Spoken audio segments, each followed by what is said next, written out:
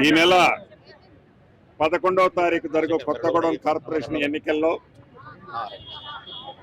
Congress party అభ్యర్థుల్ని గెలిపించే దాంట్లో భాగంగా ఇక్కడ కార్నర్ మీటింగ్లు ఏర్పాటు చేయడం జరిగింది.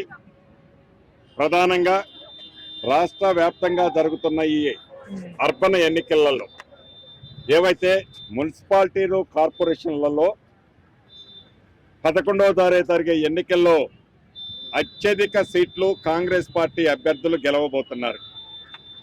కాంగ్రెస్ పార్టీ అత్యధికంగా ఓట్లు కైవసం చేసుకోబోతున్నాయి. దీనికి ప్రధానమైన కారణం ఒక్కటే ఈ పేదోడు ప్రభుత్వం, ఇందిరమ్మ ప్రభుత్వం పేదవాళ్ళకి ఇచ్చే సంక్షేమ కార్యక్రమాలు కానీ, దూరదృష్టితో రాష్ట్రంలో జరుగుతున్న అభివృద్ధి కానీ, ఈ ప్రభుత్వాన్ని అర్బన్ ప్రజలు కూడా ఈ ఎన్నికల్లో పూర్తిగా దీవించడానికి సిద్ధంగా ఉన్నారనేది చాలా స్పష్టంగా కనిపిస్తుంది. కొద్ది రోజుల క్రితం జరిగిన గ్రామ పంచాయతీ ఎన్నికల్లో కనీవిని ఎరగని రీతిలో 68% కాంగ్రెస్ పార్టీ బలపరిచిన సర్పంచుల్ని గ్రామీణ ప్రాంతాల్లో గెలిపించారు.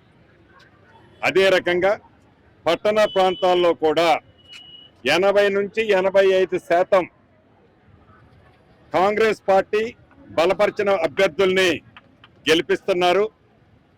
ఆనాటి మాజీ మంత్రులు ఏవైతే అవాక్కులు చవాక్కులు పేలుతున్నారో, ఏవైతే సెమీఫైనల్స్ అంటున్నారో, ఏవైతే మేము 6లు కొడుతున్నామంటున్నారో, ఆ 6లేంటో ఆ సెమీఫైనల్స్ ఏంటో రేపు 13వ తారీఖు నాడు వారికే కనువిప్పు కలుగుద్ది.